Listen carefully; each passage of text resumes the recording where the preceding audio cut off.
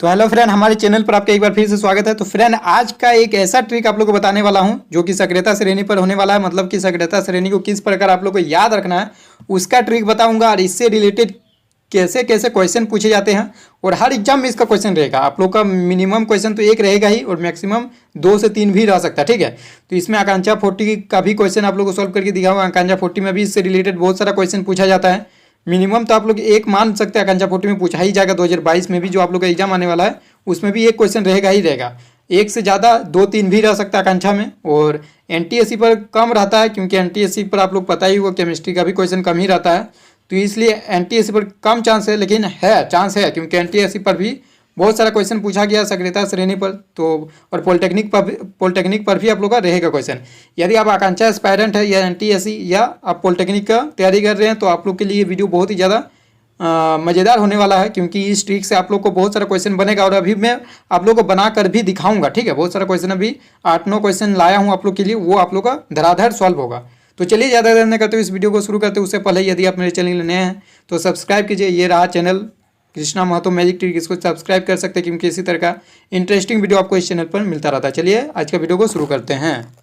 तो फ्रेंड, ये रहा आप लोग का सक्रियता श्रेणी। कुछ इस प्रकार का आप लोग को रिएक्टिविटी सीरीज जो रहता है उसको याद रखना पड़ता है कि कौन किससे ज़्यादा अभिक्रियाशील तत्व है। ठीक है, ये आप लोग को याद रखना होता है। जैसे पहला में पोटेशियम है, सोडियम है, कैल्शियम है, मैग्नीशियम, एल्यूमिनियम, जिंक, आयरन, इस तरह के आप लोग को याद रखना होगा। ठीक है, कि कौन सा तत्व किससे ज़्यादा अभिक्रियाशील है। इससे बहुत सारा क्वेश्चन बनता है कि मान लीजिए कुछ इस तरह का आप लोग का रहेगा क्वेश्चन। जैसे इस तरह रहेगा MgSO4 और MgSO4 प्लस Zn रहेगा, तो इसका रिएक्शन होगा कि नहीं, यहाँ पर पूछा जाएगा। इसका अभिक्रिया होगा तो क्या बनेगा। और इसी जगह रहता है MgSO4 की जगह रहता है ZnSO4 प्लस Mg रहता है, तो उसमें अभिक्रिया होता कि नहीं, और इसमें अभिक्रिया होगा कि नहीं। इसमें नो रिएक्शन होगा। क्यों नो रिएक्शन होगा? क्योंकि जो Zn है वो Mg से कम अभिक्रियाशील है। देखिए इधर जाएंगे तो आप लोग को अभिक्रियाशीलता कम होते जाएगा, क्योंकि ये पोटेशियम सबसे ज़्यादा, फिर सोडियम। तो देखिए यहाँ पर मैग्नीशियम ज़्यादा है, और यहाँ पर जो जिंक है वो आप लोग कम अभिक्रियाशील है मैग्नीशियम से। इसके कारण ये इसको डिस्प्लेस नहीं कर सकता, मतलब विस्थापित नहीं कर सकता। ठीक है, तो इस प्रकार का बहुत सारा क्वेश्चन बनता है। तो इसको सबसे पहले हम लोग को याद रखना होगा कि किस प्रकार हम लोग याद रख सकते हैं। तो उसका ही ट्रिक आप लोग को बताता हूँ, उसके बाद इससे रिलेटेड क्वेश्चन आप लोग को दिखाता हूँ। ठीक है, तो देखिए ये मैंने खुद से क्वेश्चन ये ट्रिक बनाया हुआ है। जब मैं 10th में था तभी इस ट्रिक को बनाया था, और ये मैंने देखिए खुद के नाम से ही बनाया था ये ट्रिक। ये मेरा अपना ट्रिक बनाया हुआ है, किसी का कॉपी नहीं की है। ठीक है, तो देखिए यहाँ पर K और Na। ठीक है, जब मैंने देखा कि इसको याद रखना है, तो फिर जब याद रखने का ट्रिक बना रहा था तब यहाँ पर देखा फर्स्ट में K है, मतलब पोटेशियम है, उसके बाद सोडियम है, Na है। तो फिर मैंने भी अपना नाम पर गौर किया, तो मेरा नाम भी K और लास्ट में Na है, मतलब कि मैंने अपना नाम यहाँ रख दिया। ठीक है, इन दोनों को मिलाकर मैंने कृष्णा रख दिया, यहाँ Ca से को रख दिया, Mg से मांगो रख दिया, Al से आलू रख दिया, एंड Zn से जाने, Fe से पे। आप लोग को अभी बताऊँगा किस तरह आप लोग को याद रखना है। Pb से पैसा भी H से है, मतलब हाइड्रोजन। कॉपर से, क्योंकि Hg से Hg ही रहने दीजिए, मतलब Hg एक समझ सकते हैं, एक गर्ल का नाम है। ठीक है, ये मैंने इस तरह आप लोग को याद रखा था। और Ag से आज, Au से आएगी। ठीक है, तो देखिए अब किस तरह याद रखने का ट्रिक बन गया।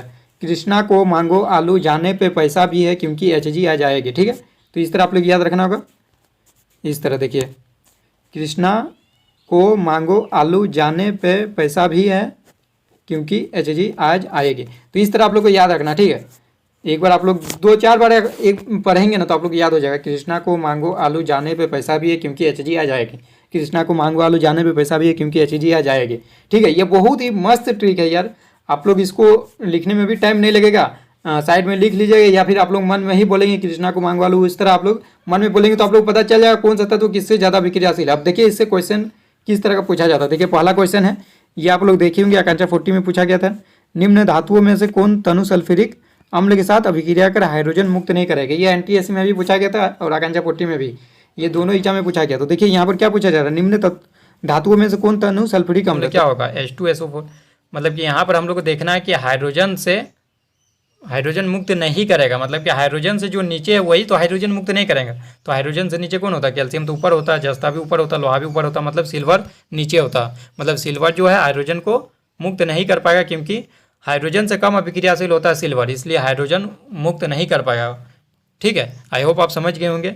यहाँ पर देख सकते हैं आप, सिल्वर जो है नीचे होता है हाइड्रोजन से, हाइड्रोजन यहाँ है, सिल्वर यहाँ पर है, तो कम अभिक्रियाशील होने के कारण उसको विस्थापित नहीं कर सकता है, इसलिए हाइड्रोजन मुक्त नहीं करेगा।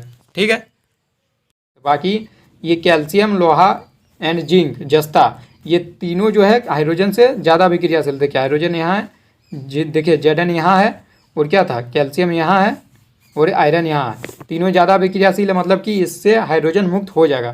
ठीक है, हाइड्रोजन गैस निकल जाएगा। ठीक है, तो देखिए नेक्स्ट क्वेश्चन है क्वेश्चन नंबर 2। इसमें कहा जा रहा है निम्नलिखित में से कौन अधिक अभिक्रियाशील है। तो देखिए आप लोग पढ़िए, कृष्णा को मांगो आलू जाने पे पैसा भी है, क्योंकि देखिए क्योंकि Hg आज आएगी। इसी तरह हम लोग बढ़े थे, तो सबसे अभिक्रियाशील धातु क्या हो जाएगा, क्योंकि Hg आज आएगी, मतलब कॉपर सबसे पहले आ रहा, क्योंकि Hg आज आएगा, तो सी इसका करेक्ट आंसर हो जाएगा। Next question question number 3। इसमें कहा जा रहा है निम्नलिखित में कौन सबसे अधिक अभिक्रियाशील धातु है। देखिए फिर से पढ़िए, फिर से इसमें देखिए, कृष्णा को मांगो आलू जाने पे पैसा भी है, क्योंकि Hg आ जाएगी। उस तरह मांगो, पहले तो यहाँ पोटेशियम हो जाएगा, फिर सोडियम, कृष्णा को मांगो आलू, तो मांगो उसके बाद आएगा, मतलब कि सबसे अधिक अभिक्रियाशील बोला जा रहा, तो यहाँ पर पोटेशियम हो जाएगा सबसे पहला, तो यही होता है ना, कि इस तरह आप लोग को पता है ना, तो पोटेशियम इसका आंसर हो जाएगा, correct answer option D. Next question question number 4। कौन सी धातु जल के साथ अभिक्रिया करती है। तो जल के साथ अभिक्रिया कौन कर सकता है, इसमें भी वही कॉन्सेप्ट लगाना है कि जल में क्या होता है, H2O, मतलब हाइड्रोजन होता है, तो हाइड्रोजन के ऊपर जो धातु होगा वही जल के साथ अभिक्रिया करेगा। तो देखिए सोना तो सबसे नीचे होता है, जो Hg आज आएगी, यू लास्ट में था ना, तो ये तो नहीं हो सकता है।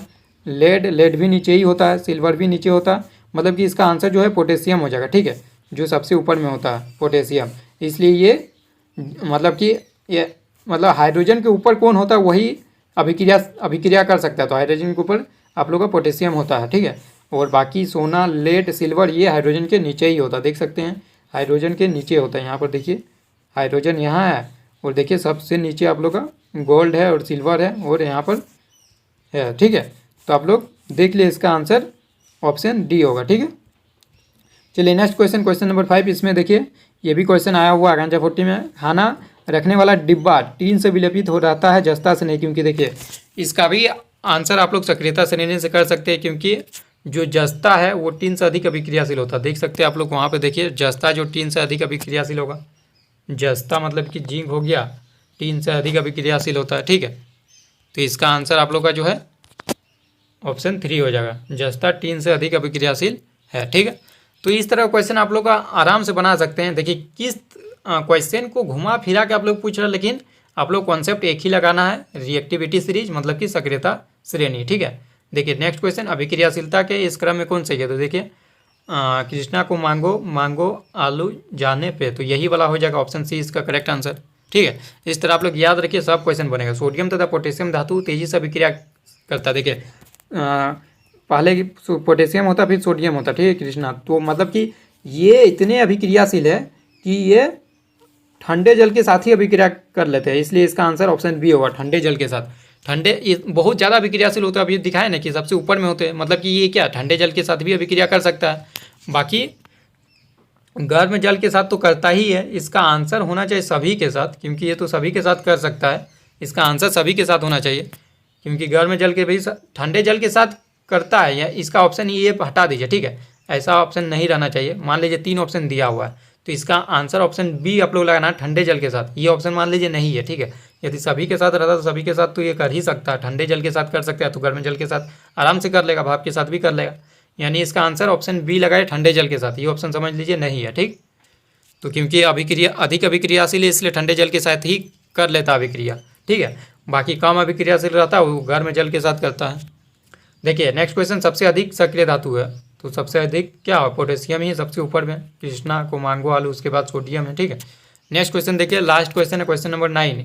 ये एनटीएससी का क्वेश्चन है, बहुत ही अच्छा क्वेश्चन है। लो चूर्ण पर तनु सल्फ्यूरिक अम्ल डालने से क्या होता है। तो देखिए ये भी सक्रियता श्रेणी पर आधारित क्वेश्चन दिया हुआ है।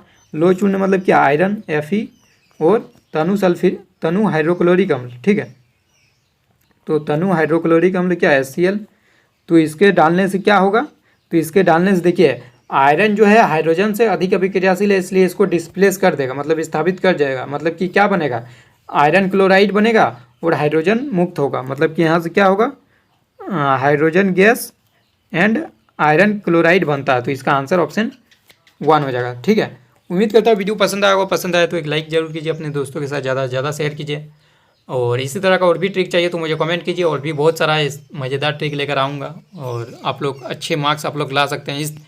इससे एक क्वेश्चन रहेगा ही रहेगा, ये आप कंफर्म होकर रहिए। ठीक है, चलिए आज के लिए इतना, तब तक ले take care and bye bye.